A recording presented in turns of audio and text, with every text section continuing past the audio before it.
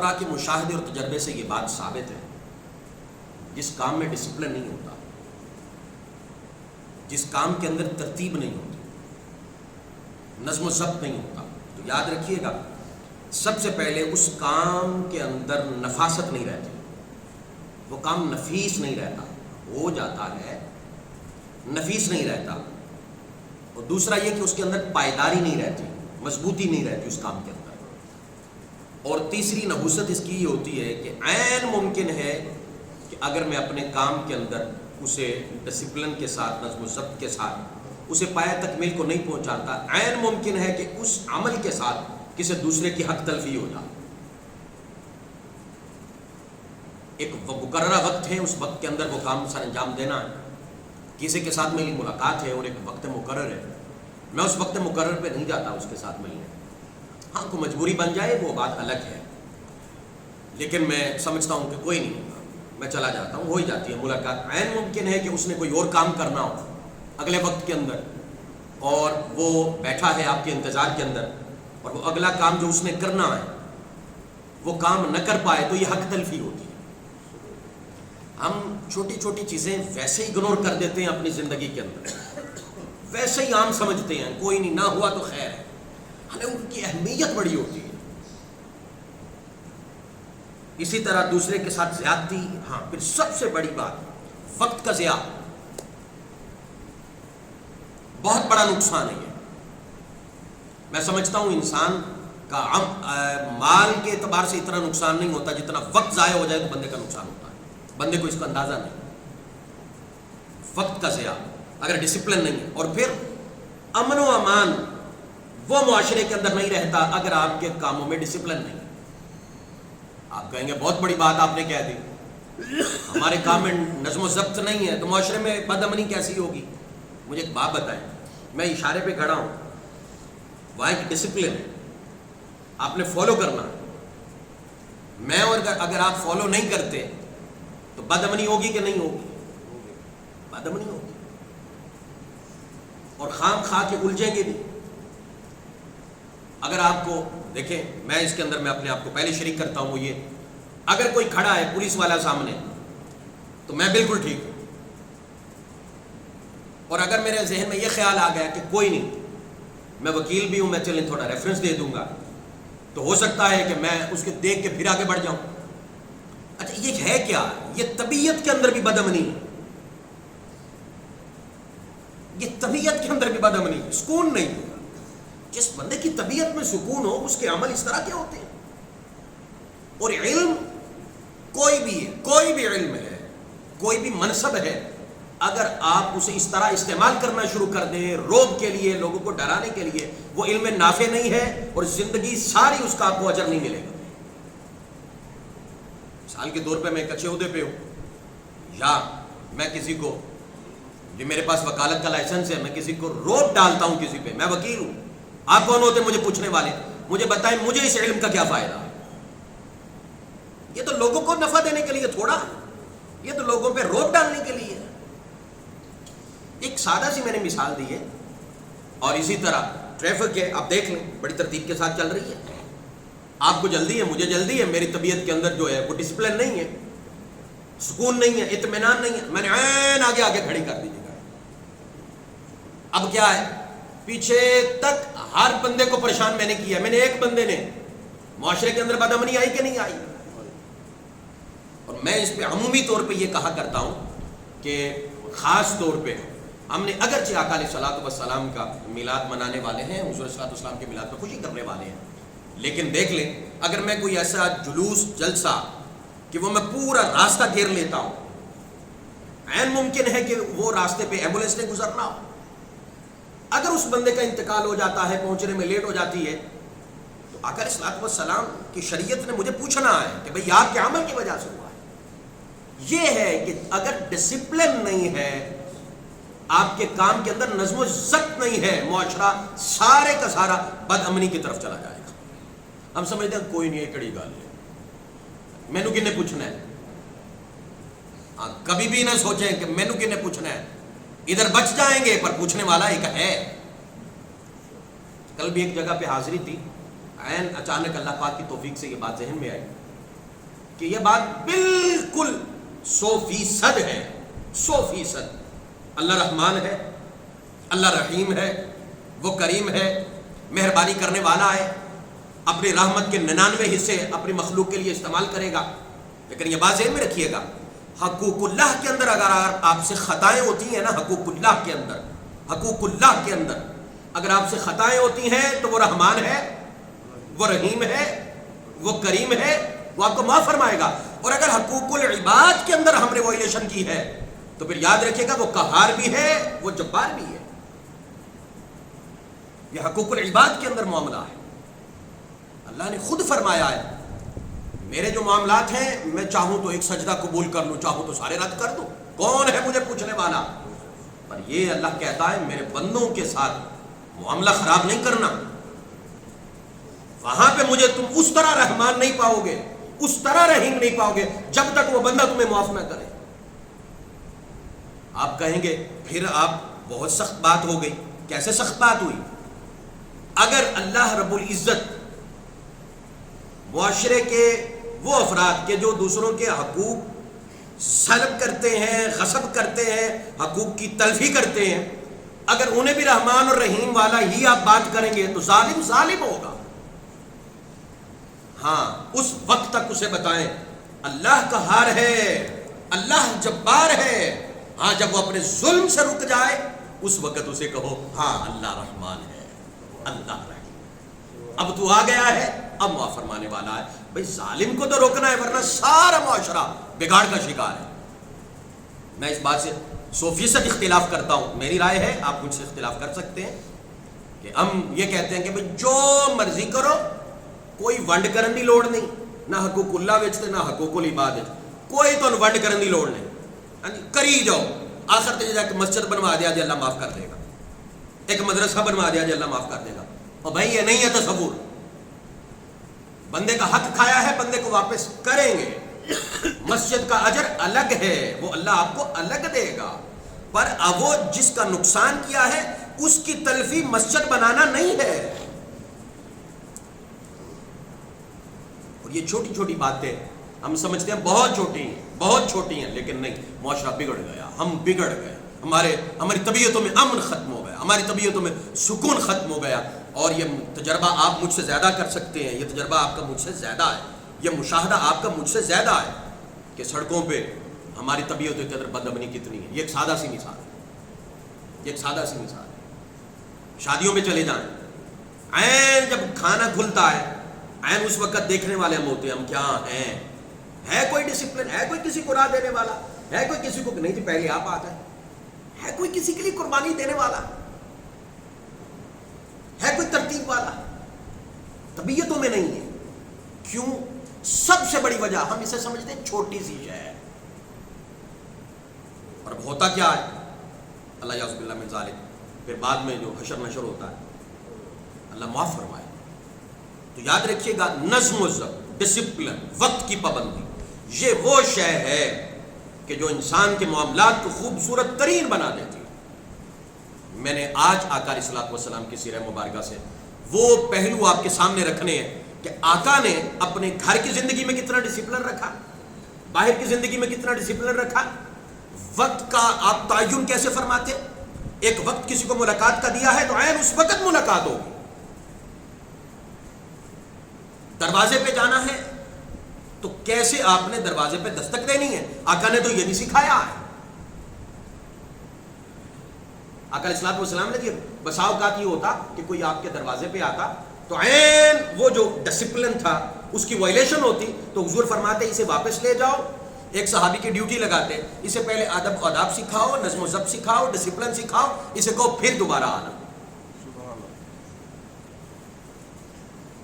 بسا اوقات یہ وائلیشن مجھ سے بھی ہوتی ہے، کیونکہ میں آپ احباب پہلے تشریف لائے ہوئے ہوتے ہیں، میں چونکہ 40 منٹ کا میرا وقت ہے، میں لیٹ ہو جاتا ہوں، لیکن میری کوشش یہ ہوتی ہے کہ اللہ کرے کہیں ایسا راستہ ملے کہ کسی کے کندھے سے پھلانگ کے نہ جانا پڑے، لیکن میں انشاءاللہ میں کوشش کر رہا ہوں اس پہ کہ میں اور وقت پہ آؤں، آپ سے پہلے آ جاؤں، تاکہ یہ وائلیشن بھی ہم سے نہ ہو۔ یہ بہت، یہ دیکھیں چھوٹی چھوٹی چیزوں پہ غور کریں گے کہ وقت آئے گا اللہ رب العزت ہمیں ہدایت دیتا چلا جائے گا۔ ہدایت اس نے اللہ نے دینی ہے نا، ہم نے صرف غور کرنا ہے، غور کرنا ہے۔ آگے وہ ساری ترتیب کے ساتھ وہ چیزیں آئیں گی، میں یہ تمہیداً آپ احباب کے سامنے. اب آئیے اللہ کا جو نظام ہے اس کا ڈسپلن ذرا دیکھ لیجئے گا، نظام قدرت کا ڈسپلن دیکھ لیجئے گا، اور ساتھ میں بھی دیکھوں گا اپنے آپ کو، آپ نے بھی دیکھنا ہے اپنے آپ کو کتنا نظم و ضبط ہے ہماری زندگی کے اندر. اب دیکھیے گا سورۃ الانبیاء کے اندر اللہ رب العزت فرماتا ہے، مفہوم یہ ہے، پہاڑ اپنی جگہ پہ قائم، زمین اپنی جگہ پہ قائم، آسمان اپنی جگہ پہ ساکت، سورج اپنے وقت پہ نکلتا ہے، اپنے وقت پہ غروب ہوتا ہے. کبھی یہ نہیں ہوا کہ سورج نے چاند کی جگہ لے لی ہو، چاند نے سورج کی جگہ لے لی. اللہ نے قانون بنا دیا ہے، نظم و ضبط، ترتیب، تاکہ کائنات کی خوبصورتی ختم نہ ہو جائے، کائنات کی خوبصورتی ختم نہ ہو جائے. اگر اس کائنات سے ڈسپلن نکال لیا جائے، کبھی زمین حرکت میں آ جائے، کبھی سکوت میں آ جائے، کبھی پہاڑ چلنا شروع ہو جائیں، کبھی سورج جو ہے وہ شام کے وقت طلوع ہو رہا ہے، صبح کے وقت غروب ہو رہا ہے، وقت بدل لے. مجھے یہ بات بتائیں آپ کہ یہ جو معاملہ ہے خوبصورتی کا، نظام کائنات کا، سارے کا سارا ختم ہو جائے. اللہ کہتا ہے میں خدا ہو کے، اللہ ہو کے، ہر چیز کا اختیار رکھتے ہوئے، مجھے کوئی پوچھنے والا نہیں، میری مرضی سے ہر شے چلتی ہے، اور میری مرضی سے چلتی ہے باوجود اس کے میں نے ایک اصول بنایا ہے، وہ ہے ڈسپلن کا، میں اس کو برقرار رکھتا ہوں. تم میرے بندے ہو کے اپنی زندگی کے اندر نظام کو ترتیب کیوں نہیں دیتے، نظم و ضبط کیوں نہیں لے کے آتے، ڈسپلن کیوں نہیں لے کے آتے؟ میں اللہ ہو کے کہ جو کسی کا محتاج نہیں، اپنی مرضی کا مالک ہوں، میں باوجود اس کے نظم و ضبط دے رہا ہوں. پھر سورہ یاسین کے اندر بھی اسی طرح اللہ رب العزت فرماتا ہے طلوع غروب اپنے وقت کے پابند ہیں، نہ سورج چاند کی جگہ لیتا ہے، اور آگے فرمایا کہ نہ رات دن کی جگہ پہ آئے گی، نہ دن رات کی جگہ پہ آئے گا. اللہ کہتا ہے میں چاہوں تو کر سکتا ہوں، میں اختیار بھی رکھتا ہوں، پر میں نے نظم و ضبط بنایا، میں نے ایک ڈسپلن دیا تاکہ خوبصورتی ختم نہ ہو جائے. کبھی دن کے وقت، دن کے جو اوقات ہیں ان میں رات آ جائے، رات کے اوقات میں جو ہے وہ دن چلا جائے، تو ظاہری بات ہے سارا نظام آپ کا دھرم بھرم ہو جائے گا. لیکن اللہ نے ایسا نہیں کیا. ہم اللہ کے بندے ہو کے، محتاج ہو کے، اپنا ہر نظام، ہر سسٹم ہم نے سارا بے ترتیبہ کر کے رکھا ہوا. معاشرے کے اندر ترتیب بہت بڑی چیز ہے، بہت بڑی. اب ایک مثال سادہ سی میں آپ کو دیتا ہوں. آقا علیہ الصلوۃ والسلام تشریف فرما تھے، ایک بندہ وہ آیا، اس نے نماز پڑھی، نماز پڑھ کے فوراً حضور کی بارگاہ میں آ گیا. حضور کی جب بارگاہ میں آیا نا، آقا علیہ الصلوۃ والسلام نے فرمایا ارجع فصلی فإنک لم تصلی، فرمایا اٹھ. آقا جی کیا ہوا؟ فرمایا دوبارہ نماز پڑھ کے. یہ نماز کا ڈسپلن ہے، یہ نظم و ضبط ہے. پھر گیا، نماز پڑھی، پھر آگے حضور کی بارگاہ میں بیٹھا. آقا نے فرمایا اٹھ جا. پھر دوسری مرتبہ اٹھایا، حدیث کے لفظ اٹھ جاؤ، صحیح طریقے سے پڑھ کے آؤ. تیسری مرتبہ، دوسری مرتبہ پڑھ کے جب آیا، آقا نے پھر بھیجا تیسری مرتبہ. اب تیسری مرتبہ جب پڑھ کے آیا نا، تو حضور سمجھ گئے کہ اسے پتہ ہی کوئی کہ 3 مرتبہ میں نے اسے بھیجا اور اسے اپنی غلطی کا نہیں احساس ہو رہا. آقا علیہ الصلوۃ والسلام نے بٹھا کے سارا نظم و ضبط سمجھایا کہ یہ ڈسپلن ہے نماز کا. پڑھنی تو نماز ہی ہے نا، کرنا تو سجدہ ہی ہے نا. ہمارے ہاں یہی کہا جاتا ہے نا، وہ ٹوٹے پھٹے کیتی رکھا کرو. اب بھائی اللہ نے ایک نظام دیا ہے، قیام کیسے کرنا ہے، رکوع کیسے کرنا ہے، سجدہ کیسے کرنا ہے، اس نے ایک سسٹم دیا ہے. آپ سسٹم کی وہ وائلیٹ کرتے ہیں، اور وائلیٹ کے کہیں نہیں، خیر ہے کوئی گل نہیں ہو جائے گا. اللہ کہتا ہے جب میں نے کائنات میں بے ترتیبی نہیں رکھی تو اپنے نظام میں کیوں بے ترتیبی لے کے آتا ہے. آقا نے 3 مرتبہ اسے واپس بھیجا. بھیج کے پھر آقا علیہ الصلوۃ والسلام نے اسے درس دیا. حضور نے فرمایا یہ ترتیب ہے نماز کی، پہلے تم نے یہ پڑھنا ہے، پھر یہ پڑھنا ہے، پھر یہ پڑھنا ہے، پھر ایسے تم نے دعا مانگنی ہے، ایسے اللہ سے مانگنا ہے. وہ سارا A to Z آقا علیہ الصلوۃ والسلام نے بٹھا کے اسے سمجھایا. یہ نظم و ضبط کی اہمیت ہے. اور اسی طرح یاد رکھیے گا، جس قوم میں ڈسپلن نہیں ہے نا، وہ کبھی بھی مہذب قوم نہیں ہو سکتی. یہ بات نوٹ کر لیں. بے ڈھنگی قوم آپ کہہ سکتے ہیں اسے، بے ڈھنگی قوم. مہذب قوم آپ نہیں، سویلائزڈ نیشن وہ کبھی نہیں ہو سکتی. اب ذرا دیکھیے گا، ہم مہذب ہیں یا بے ڈھنگے ہیں. میرا تجربہ تو یہ کہتا ہے مجھ سمیت ہم سارے ہیں ہی بے ڈھنگے, بے ترتیب ہے. ہر شے میں وقت اور اس کو کیسے آپ نے ادائیگی کرنی, اس کی پلاننگ ہے. آقا علیہ السلام پلاننگ کیا کرتے تھے, یہ کام ہم نے اس وقت کرنا ہے اور یہ اس کی ترتیب ہے, تمہاری یہ ڈیوٹی ہے, تمہاری یہ ڈیوٹی ہے. کوئی کسی کی جرت نہ ہوتی وہ کھڑا ہو کے کہتا حضور اس نے یہ ایسے کیا, یہ ایسے کیا. آقا فرماتے یہ تمہارا کام نہیں ہے, بیٹھ جاؤ نیچے, یہ جس کا ہے وہ کرے گا. نظام سے حضور آگے پیچھے نہ ہونے دیتے. پھر کیا ہوتا, جس کے کندھوں پہ ہوتی وہ ذمہ داری, وہ حسن طریقے سے نبھاتا. ہمارے ہاں یہی ہے نا, ولا تقف ما لیس لک بہ علم. اللہ کہتا ہے جس بات کے ساتھ تمہارا تعلق نہیں ہے اس میں چھلانگ نہ لگاؤ. ایک چیز کا تعلق میرے ساتھ نہیں ہے تو مجھے اس میں چھلانگ نہیں لگانی چاہیے. یہ واقعتاً ہماری زندگیوں کے اندر یہ ہے. میں آپ کی باتوں میں کود گیا, آپ میری باتوں میں کود گئے, ہم ایک دوسروں کی باتوں میں کود گئے. نتیجہ کیا ہے, آپ مجھ سے ناراض, میں آپ سے ناراض, معاشرہ بیٹھا, برکت خط نہ حسد عروج پہ. پھر کہتے ہیں سکون کوئی نہیں, زندگی میں اطمینان کوئی نہیں. ہم نے خود اپنے ہاتھوں سے یہ سارا کچھ کیا ہے, اپنے ہاتھوں سے, اور ہم نے اسے درست کرنا ہے. میں نے آج تحیہ یہ کیا تھا, اس موضوع پہ خطاب کریں گے اور ہم نے اپنی مسجد سے یہ شروع کرنا ہے. سب سے پہلے میں کروں گا شروع, پھر اس کے بعد آپ شروع کریں گے. ہم نے اپنی زندگی کے اندر چھوٹی سی چھوٹی شے میں ترتیب لانی, ڈسپلن لے کے آنا انشاءاللہ اللہ کی توفیق سے. دیکھیں گھر میں خوشی بھی ہوتی ہے, ڈسپلن, غمی بھی ہوتی ہے, ڈسپلن, آپ کوئی پروگرام کروا رہے ہیں, ڈسپلن. اور جس دن آپ نے بالکل ایسے ایک دفعہ سیدھے ہو جانا ہے نا, تو آپ کے ساتھ متعلقہ ہر بندے نے سیدھا ہو جانا. انہوں نے کہا یار اے بندہ جڑا نا ایک کو نہیں انتظار کرنا. ہم کہتے ہیں نہیں ابھی گیس نہیں آیا, ابھی نہیں, ابھی ویٹ کر لیں, وقت ایک کا ہے, ٹھیک ہے نا, ظاہری بات ہے. اب گھر سے نکلنے والے ایک دا ٹائم دیتا ہے, کتنے جا کے 3 بجے کا ہونا ہے. یہ ہے قوم, یہ ہے ہماری سوچ. کیوں, اسے پتا ہے. اب وہ منتظر ہے, اب اس کا بھی یہ آئیڈیا ہے, ٹھیک ہے ایک دا ٹائم دے دیتا ہے تاکہ لوگ کی ذرا نا وہ 2 بجے تک آ جائے. بھائی جب 1 کا دیا ہے تو 1 بجے آئیں, 2 بجے کیوں آئیں. آپ ایک دفعہ کر کے دیکھیں کیا ہوگا, دوبارہ آپ کے سارے پروگرام سیدھے ہو جائیں گے, سارے سیدھے ہو جائیں گے. پتہ ہے بندے نے کسی دا یا نہیں کرنا, انہیں اللہ دے رسول اللہ یا کرنا, ہر شے لیول پہ آ جائے گی. یہ قدم اٹھائیں گے تو معاملہ ہوگا. میں کہتا ہوں سب سے پہلے میں عمل کروں گا, اس سے پہلے جو خطائیں ہوئی اللہ میری بھی معاف فرمائے, آپ کی بھی معاف فرمائے. اصل خطاب کا فائدہ ہی ہے, ورنہ کوئی فائدہ نہیں. اب اسی طرح آقا علیہ الصلوۃ والسلام مسجد میں تشریف فرما تھے, اس طرح مجمع حضور کا لگا ہوا تھا.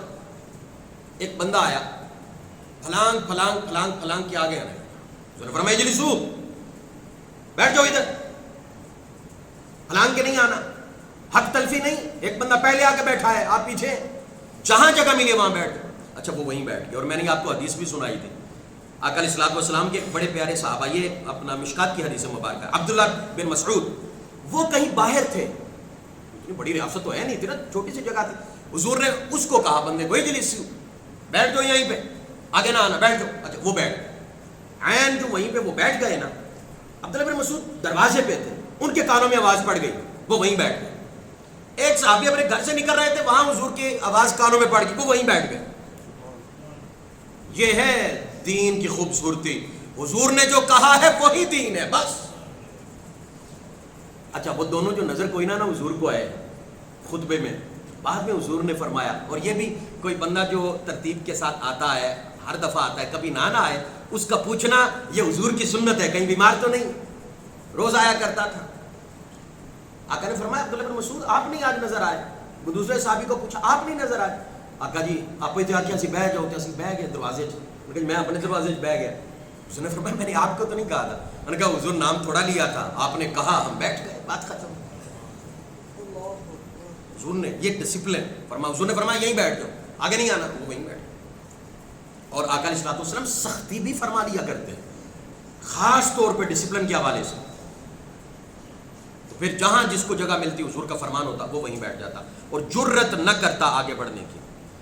اب کوئی باہر سے وفد آتا حضور سے ملاقات کے لیے, دیکھ لیں کیا نظام ہے, کیا سسٹم ہے, حیران رہ جاتا ہے. ہم سمجھیں چھوٹی جی گل ہے, حضور سے ملاقات ہونی ہوتی وفد کی، پہلے خط و کتابت ہو جاتی یا قاصد آ جاتا، حضور فلاں جگہ سے آپ کو وفد ملنے آ رہا ہے، اندازہ ہوتا کہ فلاں وقت میں وہ مدینے میں پہنچے گا.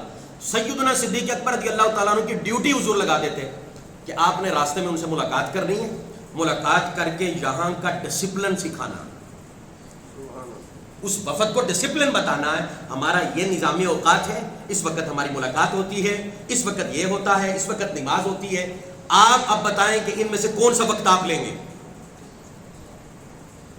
پھر بتایا جاتا کہ جی یہ وقت ہم جو ہے ہمارے لیے مناسب ہے، عین وہی وقت حضور کے ساتھ مقرر کیا جاتا. پھر عین اس وقت وفد ریڈی ہوتا، ذہنی طور پہ جو انہوں نے پلاننگ کی ہوتی وہ ریڈی ہو جاتے کہ ہم نے آقا علیہ الصلوۃ والسلام کے ساتھ ملاقات کرنی ہے، یہ باتیں ہم نے حضور کے ساتھ کرنی. ڈائریکٹ آتے حضور کی بارگاہ میں نہ لے کے آتے، کہتے ہیں ان کی خدمت کرو، ان کے ساتھ وقت مقرر کرو اور یہاں کا ڈسپلن بتاؤ، یہاں کا نظام بتاؤ، یہ اس علاقے کے نہیں ہیں. پھر باخبر کیا جاتا اور کرنے والے سیدنا صدیق اکبر رضی اللہ تعالیٰ عنہ ہوتے. اور پھر آقا علیہ الصلوۃ والسلام کے ساتھ ان کی اس طرح ملاقات ہوا کرتی تھی. اور پھر حضور مجلس میں تشریف فرما ہوتے. انتہائی اہم بات، انتہائی اہم بات، ہم بیشتر اس کی وائلیشن کرتے ہیں. حضور صلی اللہ علیہ وسلم مجلس میں تشریف فرما ہوتے نا، ایک بندہ کھڑا ہو کے حضور سے سوال کرتا، آقا جی یہ بات ہے اس کا جواب دے دیں. جب وہ سوال کر رہا ہوتا عین دوسری جگہ سے کوئی اور اٹھ کے سوال پہ سوال کر دیتا، حضور اس کی طرف دیکھتے بھی نہ. کیوں؟ ڈسپلن کی وائلیشن. ایک بندہ بات کر رہا ہے، اس کی بات ختم ہو تو آپ سوال کریں. آقا علیہ الصلوۃ والسلام بالکل عین تشریف فرما ہوتے، پھر سب سے آخر میں حضور اسے کہتے اچھا اب کھڑا ہو کے بتا تیرا سوال کیا. نہیں، کہتے یہ بات کر رہا ہے، کلام کر رہا ہے، اس کے کلام میں آپ اپنا کلام گھسیڑ دیں تو اس کی بات بھی ادھوری رہ گئی، آپ کی بات بھی نہ سمجھ آئی، جواب بھی صحیح طرح سے سمجھ نہ آیا کہ یہ اس بات کا جواب ہے یا اس بات کا جواب ہے. آقا علیہ الصلوۃ والسلام منع فرما دیتے. تو آقا علیہ الصلوۃ والسلام اس طرح نظم و ضبط سکھایا کرتے. اور پھر آقا علیہ الصلوۃ والسلام یوں مجلس میں تشریف فرما ہوتے اور آپ بھی اسی طرح کیا کریں. یہ حضور کی سنت مبارکہ ہے. کوئی بھی چیز باہر سے بطور تحفہ آتی، ظاہری بات ہے حضور تقسیم فرماتے. جب حضور تقسیم فرماتے نا تو آقا علیہ الصلوۃ والسلام دائیں جانب سے شروع کرتے. حدیث کے لفظ ہیں بائیں جانب کو کتنا بڑا سردار بھی بیٹھا ہوتا حضور نہ شروع فرماتے. آج ہم نے اپنی عزت نفس مجروح کر دی ہے، ہمیں حضور کی شریعت کا خیال نہیں ہے. میں نے پہلے کہا نا، پچھلے غالباً جمعۃ المبارک میں یا کسی خطاب میں نے عرض کیا تھا، بندوں کو راضی کرنے میں لگ جاؤ گے نا تو راضی نہیں ہو پائیں گے. اللہ کو راضی کرو تو بندے بھی راضی ہوں گے. کیوں؟ آپ نے عین شریعت کے مطابق چل رہے ہیں، کسی کا حق نہیں کھا رہے تو لوگ آپ سے راضی ہو جائیں گے. اللہ کو راضی نہ کر کے لوگوں کو آپ راضی کرنے کے در پہ آؤ گے، کبھی بھی یہ مخلوق آپ سے راضی نہیں ہو سکتی. یہ بات لکھ لیں. عزت نفس مجروح کریں گے. بڑوں کے ساتھ ہمارا ملنے کا وتیرہ اور ہے، عام بندے سے ہمارا ملنے کا وتیرہ اور ہے. ہماری مجلس میں کوئی بائیں جانے وڈیرا آدمی بیٹھا ہو تو میں کہوں گا نہیں یہ بڑے نے نا جی اس واسطے. اس کے لفظ ہیں حضور دائیں جانب سے شروع فرماتے. اور پھر اگلے ایک ایکسیپشن موجود ہے. ہاں حضور سمجھتے کہ اس طرف کوئی بزرگ ہے یا کوئی ایسا ہے بندہ، حضور سمجھتے تھے نا مجالس کو، سارے معاملات کو، تو پھر حضور دائیں جانب سے اجازت لیتے. اچھا میں اس طرف سے شروع کرنا چاہ رہا ہوں، آپ لوگوں کی اجازت ہے، کہیں آپ کی حق تلفی نہ ہو. ہم سمجھتے ہیں کڑی گل ہوئی، چھوٹی جی تو گل ہے، این جو بھی گیا تو کی ہوئے گا، کون سی قیامت آنے والی ہے. قومیں ایسے بنتی ہیں، مہذب قومیں ایسے بنتی ہیں، چھوٹی سی چھوٹی شے پہ بھی کسی کا حق تلفی نہ ہو. قربان جائیں آقا علیہ الصلوۃ والسلام. ادھر سے اجازت لیتے. کبھی کبھار اگر ایسا آقا علیہ الصلوۃ والسلام دیکھتے کرنے کے لیے ایکسیپشن موجود ہے، لیکن جنرل رول یہی ہے آپ دائیں جانب سے شروع کریں گے. حضور اجازت لے لیتے، میں اس طرف سے شروع کرنا چاہ رہا ہوں، آپ لوگوں کی اجازت ہے کیونکہ یہ حق آپ کا ہے. وہ کہتے جی حضور آپ اجازت ہے، پھر حضور بائیں جانب سے شروع فرما لیتے. یہ ایک ترتیب ہے، یہ ایک ڈسپلن ہے. اس لیول تک اگر سوچ آ جائے بندے کی تو کمال نہ ہو جائے. اللہ اکبر، اللہ اکبر. اور پھر گھریلو زندگی، یہ بھی ایک بڑی اہم بات ہے. میں باہر آپ کو بڑا نظر آتا ہوں گا یا آپ میں سے کوئی کسی دوسرے کو نظر آتا ہوگا، بڑا ڈسپلن والا بندہ ہے. اور یاد رکھیے گا جو بندہ گھر میں ڈسپلن قائم نہیں نہ رکھتا وہ باہر 1000 مرتبہ ڈسپلن قائم رکھے, یاد رکھو وہ ساری ایکٹنگ ہے, اس کی ترتیب کے اندر نظم و ضبط ہے ہی کوئی نہیں. میں نے قمیض اتاری ہے, گھر میں کپڑے چینج کیے ہیں, قمیض اتاری ہے, ہاں جی, بازو اس کے اندر ہے, ہاں جی, ایک اندر ہے ایک باہر ہے, میں لا کے وہ سٹیا, بیگم نے چکنا ہے نا, میرا کہڑا اندر او جناب کمرے کے درمیان ہے, ہاں جی, اس کی ڈیوٹی ہے نا, میری تھوڑی ہے. بابا تیری طبیعت کے اندر نظم و ضبط نہیں ہے. ہمارے یہاں ہی ہے نا, برتن ہے اپرنگ کرتا ہوں, کھانا اگر کوئی عمدہ نہ بھی نہ ہو, اس کی پریزنٹیشن بڑی اچھی ہو نا, نظم و ضبط بڑا ہو دسترخوان پہ, یقین کرے بندے کی طبیعت خوش ہو جاتی. یہ ہے نظم و ضبط, یہ ہے اس کی اہمیت. گھر میں ڈسپلن نہیں ہے, کیوں؟ ڈیوٹی ان کی. اگر وہی کپڑا اگرچہ میلا ہے, اگرچہ وہ میں نے جو ہے وہ دھونا ہے ابھی گھر میں, دوبارہ میں نے اس کو پہننا ہے, لیکن ابھی میں نہیں پہن رہا, میں نے وہ قمیض اتاری ہے, وہ کپڑے اتارے ہیں, اتار کے جہاں اس کی جگہ ہے وہاں رکھ لوں تو کتنا فرق آئے گا؟ نہیں, جہاں پڑا ہے وہاں پڑا. پھر ہوگا کیا؟ پھر گھر والے بھی بے ترتیبے ہی ہوں گے, وہ بھی پھر 5-7 گھنٹے بعد ہی چکیں گے, ٹھیک ہے, لیکن انہیں پتا ہے کہ نہیں یہ بندہ بڑا نظم و ضبط والا ہے, اس کی طبیعت کے اندر یہ بڑی نفاست ہے, تو وہ پھر اسی طرح ہی آپ کو ڈیل کیا جائے گا. کبھی یہ نہ سوچیں کہ آپ جو کر رہے ہیں وہ آپ کر رہے ہیں اور دوسروں سے امیدیں آپ کی اور ہیں, تو وہ آپ کو اس طرح سا کا جواب آئے گا. یہ بات غلط ہے. اگر آپ نے گھر میں لائبریری بنائی, الحمدللہ میرا چونکہ کتابوں سے بڑی محبت ہے, اللہ کی توفیق سے کوشش یہ ہوتی کہ کتاب پہ غرض بھی نہ پڑے. کتاب اگر میں نے پڑھ لی, پڑھ کے وہ پھینکی, اس کے لیے کوئی پراپر نظام نہیں ہے, ترتیب نہیں ہے. آپ کا اسٹڈی ٹیبل ہے, اور اگر آپ کے اسٹڈی ٹیبل پہ بھی اگر آپ کی چیز جو ہے وہ ترتیب کے ساتھ نہیں ہے, تو آنے والا بندہ آپ سے کیا سیکھ کے جائے گا؟ میں تو یہ سمجھتا ہوں نا, آپ یہ جو پیج ہوتا ہے, پیج, اس کو بھی الٹانے کے 2 طریقے ہیں. ایک یہ, اس سے بھی آپ کی تہذیب سامنے آتی ہے, اور ایک یہ ہم سمجھتے ہیں نل کی ہو جانا, اس سے طبیعت کا پتہ چلنا ہے. ہمارے ہاں یہ بچے عمومی طور پہ ایگزام دے کے آتے ہیں, ٹھیک ہے, کتاب آپ پڑھیں, پیپر ہو گئے, ان کا مقصد ختم ہو گیا. بابا آپ کی طبیعت, آپ نے سیکھا کیا ہے, آپ کی طبیعت میں کیا ہے؟ اور کبھی بھی کتابیں جو ہے نا وہ ردی میں نہ دیا جائے. کتابوں سے محبت کرنے والے عروج پاتے ہیں, کبھی ردی کے اندر نہ دیا جائے. میں اس بات کی مخالفت کرتا ہوں, ٹھیک ہے, اسے رکھیں. یا آپ کے اگرچہ وہ ٹیکسٹ بک ہے, بعد میں آپ کو وہ کام نہیں آنے والی, لیکن اس کے اندر علم تو ہے نا. ہو سکتا ہے اس کے اندر وہ بات ہو تو آپ کو ہر سال بڑی کتابوں سے نہ ملے. ہر بندے کی تحقیق ہوتی ہے نا, اس نے تحقیق کر کے کتاب کو نظم و ضبط کیا ہوتا ہے, اس کو ترتیب دی ہوتی ہے. تو یہ کہ جو بندہ گھر میں بے ترتیبہ ہے, وہ باہر جتنا مرضی ڈسپلن والا ہو, وہ ڈسپلن والا نہیں کہلائے گا, کبھی بھی نہیں کہلائے گا. اور میں اس کی ایک اور مثال بھی دیا کرتا ہوں, وہ یہ, تو کہنا جی شاید زیادہ اوکھی گل ہو گئی.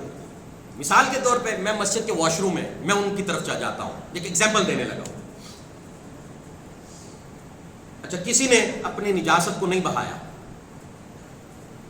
وہ نکل آیا, میں گیا, میں جناب دروازہ کھولا, میں نے دیکھا کھچ کے مارا دروازہ کھولا, کھچ کے مارا جناب, 2-4 گالاں, کون اگلے کیا چاہے ٹھیک ہے صاف.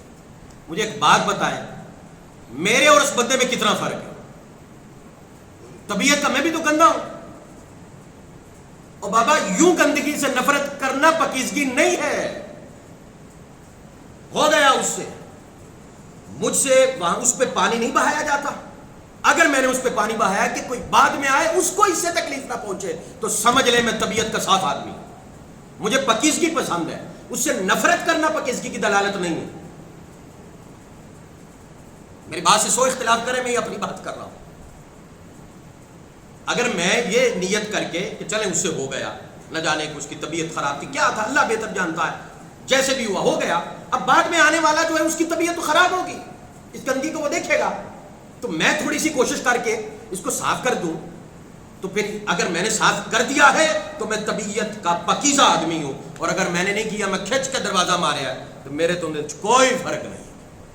یہ میری بات ہے، آپ سو اختلاف کر سکتے ہیں اسے، کیونکہ میری بات سے اختلاف کیا جا سکتا ہے، اختلاف نہیں کیا جا سکتا تو وہ اللہ اور اللہ کے رسول کی بات سے، ان سے اختلاف نہیں کیا جا سکتا۔ اور اسی طرح آقا علیہ الصلوۃ والسلام مسجد کے اندر لوگ بیٹھے ہوتے، دو چار ادھر بیٹھتے، دو چار ادھر بیٹھتے، دو چار ادھر بیٹھتے۔ حضور علیہ الصلوۃ والسلام ایک دن تشریف لائے، آقا علیہ الصلوۃ والسلام نے بیٹھا، دیکھا کہ 3 ادھر بیٹھے ہیں، 3 ادھر ہیں، 3 ادھر ہیں۔ حضور نے سب کو اکٹھا کر دیا۔ حضور نے فرمایا بیٹھنے میں بھی ایک ڈسپلن ہے۔ آقا علیہ الصلوۃ والسلام نے فرمایا تمہیں پتہ ہے یہ جس طرح تم الگ الگ ٹولیاں بنا کے بیٹھے ہو، اس کا نقصان کیا ہے؟ آقا جی آپ بیان فرما دیں۔ آقا علیہ الصلوۃ والسلام نے فرمایا اس کا نقصان یہ ہے کہ تمہارے دلوں میں ایک دوسرے کے متعلق نفرت پیدا ہو۔ مثلا وہ بات کر رہا ہے اور اس کی اچانک آپ پہ نظر پڑ گئی ہے، آپ تسی اتو بہ کے کہہ دیتا ہے یہ لگتا ہے کوئی ساڈی گل پہ کرتے ہیں، یہ کوئی ساڈی ہون نہیں، اس کی ویسے نظر پڑ گئی۔ آقا علیہ السلام نے مکمل حدیث یہ ہے، آقا علیہ السلام نے فرمایا جب الگ الگ بیٹھے ہوتے ہو شیطان وار کرتا ہے، وسوسے ڈالتا ہے، وہ آپ کے متعلق کچھ کہہ رہا ہے، وہ آپ کے متعلق کہہ رہا ہوگا، وہ شیطان وسوسے ڈالتا ہے، عین ممکن ہے بندہ ان وسوسوں کے زد میں آ جائے۔ آقا نے فرمایا تم ایسے کیا کرو، اکٹھے بیٹھا کرو، یہ ڈسپلن ہے۔ پھر صحابہ کرام نے عمل کیسے کیا؟ حضور علیہ الصلوۃ والسلام کس بات پہ اس طرح اکٹھے بیٹھتے، اس طرح اکٹھے بیٹھتے کہ صحابہ کرام کہتے کہ ایک چادر بھی ڈال دیتے تو سارے ایک چادر کے نیچے آ جاتے۔ یہ ڈسپلن ہے، یہ نظم و ضبط ہے۔ اور پھر اسی طرح آقا علیہ الصلوۃ والسلام کی بارگاہ میں کوئی آتا، میں نے پہلے کہا اس کو بتایا جاتا کہ بھئی یہاں کا نظم نظام اوقات یہ ہے، یہ آرام کا وقت ہے، قیلولہ دن کے وقت حضور آرام فرمایا کرتے، اور کوشش کیا کریں آپ احباب، اے ترتیبی کوشش کرو سدھی ہو جائے، رات وقت پہ سوئیں، تہجد کا اہتمام کریں اگر ہو سکے، نہیں تو فجر پڑھیں، کوشش کریں باجماعت، نہیں تو کم از کم پڑھیں ضرور۔ پھر اس کے بعد آپ اشراق تک کا معاملہ جو ہے ذکر اذکار میں مشغول رہیں، اس کے بعد آپ نے کچھ دیر کے لیے سستانہ ہے تو آرام کر لیں، اس کے بعد آپ قیلولہ کریں، دن کے وقت 8 گھنٹہ لازماً قیلولہ کریں۔ آپ دیکھ لیجئے گا آپ کی طبیعت میں کتنا فرق آتا ہے، بڑے مطمئن ہو جائیں، بڑے مطمئن۔ ہم نے کیا کیا؟ دن کو رات، رات کو دن، بے ترتیبی ہر شے، حتیٰ کہ چلے ایک بندہ جو ہے اس نے کاروبار کرتا ہے، اس کی ترتیب مارکیٹ کی ایسی بن گئی، لیکن بننی نہیں چاہیے، بننی نہیں چاہیے، میں کہتا ہوں نہیں بننی چاہیے، کسی ایک نے قدم چکنا ہے تو انقلاب آنا ہے، یہ بات ذہن میں رکھیے گا۔ ایک دوسرے کی طرف دیکھنے والوں کے ہاں انقلاب نہیں آیا کرتے۔ ہمارے بچے جو ہیں ظاہر بات انہوں نے سکول جانا ہے، پڑھنا ہے، ایک ترتیب ہے، اچھا ان کی بھی ساری ترتیب ہم نے خراب کر کے رکھی ہے، وہ رات 2 2 3 3 بجے تک جاگ رہے ہیں۔ کیوں جاگ رہے ہو بھائی؟ کیا کام ہے رات کو جاگنے کا؟ آرام کرو، آرام کا وقت ہے، اللہ نے نظام دیا ہے، اور صبح بچے بالکل فریش ہو کے جائیں اور جا کے پڑھیں۔ اچھا جب رات کی نیند بھی ہے، صبح 2 گھنٹے سو لیا ہوگا، اسکول تک تھوڑا سا وقت ہی ملنا ہے نا، اور آپ نے کیا کیا؟ آپ بچے جا کے آپ کیا سیکھیں گے، کیا پڑھیں گے؟ ہم نے ہر چیز کو بے ترتیبہ کر کے رکھ دیا۔ اور بس آخر میں 2 باتیں، چونکہ میرا وقت خطاب کا ختم ہوا جا رہا ہے، وہ یہ ہے کہ آقا علیہ الصلوۃ والسلام کے روضہ مبارک، یعنی جو حجرہ مبارک ہے جہاں حضور تشریف فرما ہوتا ہے، وہاں پہ روضہ مبارک ہے، کوئی آتا تو دروازے پہ سب سے پہلے السلام علیکم کہتا، اصول کہنے کے بعد آقا علیہ الصلوۃ والسلام سے اجازت ہوتی، حضور اندر آ جاؤں، حضور آپ سے بات کرنی ہے، اگرچہ وہ اپوائنٹمنٹ لی ہوتی، حضور اجازت دیتے تو ٹھیک۔ ایک دن ایک بندہ آیا، اس نے سلام نہیں کیا، صرف اتنا کہا حضور اندر آ جاؤں۔ آقا علیہ الصلوۃ والسلام باہر تشریف لائے، ایک صحابی کو بلایا، فرمایا اسے ذرا ڈسپلن سکھاؤ، نظم و ضبط سکھاؤ، پھر دوبارہ اسے کہو میرے پاس آئے۔ اس نے پھر جا کے سائڈ پہ کہا پہلے سلام کہنا ہے، پھر اجازت لینی ہے، آپ نے بغیر سلام کی اجازت لے لی ہے، اچھا پھر وہ دوبارہ آیا السلام علیکم حضور اجازت ہے؟ حضور نے فرمایا بات ہوتا نہ چلے کوئی بات نہیں، سے ہو گیا نہیں، سکھایا قدم قدم پہ حضور نے سکھایا، اور سکھایا کیا؟ نظم و ضبط. اور عرب کے اندر یہ بات مشہور تھی کہ وہ جب جنگ کے دوران جاتے نا تو ان کے اندر صف بندی نہیں ہوتی تھی. آقا علیہ الصلوۃ والسلام نے سب سے پہلے صف بندی سکھائی، سب سے پہلے صف بندی، حتیٰ کہ حضور کے ہاتھ میں چھڑی ہوتی چھوٹی سی، حضور یوں لائنیں دیکھتے، دیکھ کے جس کا پاؤں آگے پیچھے ہوتا پاؤں کے ساتھ لگا کے کہتے اس کو تھوڑا اندر کرو، اس کو سیدھا کرو، اس کو سیدھا کرو، یہ پیر تمہارا تھوڑا آگے ہے، سب سے باہر، اسے سیدھا کرو. یہی ہے نماز کے اندر اہمیت صف بندی کی. اب صف بندی کیا کریں، پاؤں آگے پیچھے. ہاں کسی کو نہیں پتا چلا تو اشارتاً تھوڑا سا اسے سمجھا دیں، ایسا نہیں کہ اسے پتہ نہ چلے اور باقی ساروں کو پتہ چل جائے، ایسے نہیں، ایسے تبلیغ نہیں ہوتی. آپ اسے بتائیں کہ یہ پاؤں آپ کا تھوڑا سا سیدھا کریے. یہ نماز جنازہ میں بھی ایسا ہی ہے، کوشش کریں کہ ڈسپلن. نظم و ضبط بڑی خوبصورت چیز ہے. ایک قبیلے کو حضور نے فرمایا، قبیلہ حضور سے ملنے آیا نا، یہ پیغام ہے اور بات ختم. آقا علیہ السلام نے فرمایا تم ہر ایک پہ غالب رہتے ہو، تمہارے اندر یہ کون سی چیز ہے کہ کبھی بھی تم کسی سے ہارے نہیں ہو؟ انہوں نے کہا حضور ہم نے اپنی زندگیوں میں ڈسپلن رکھا ہے. آقا علیہ السلام نے فرمایا اگر جو تم نے اللہ کو نہیں مانا پر اللہ اس وجہ سے تمہاری مدد کر رہا. نظم و ضبط زندگی میں لے کے آئے، برکتیں برکتیں، وما علینا الا البلاغ.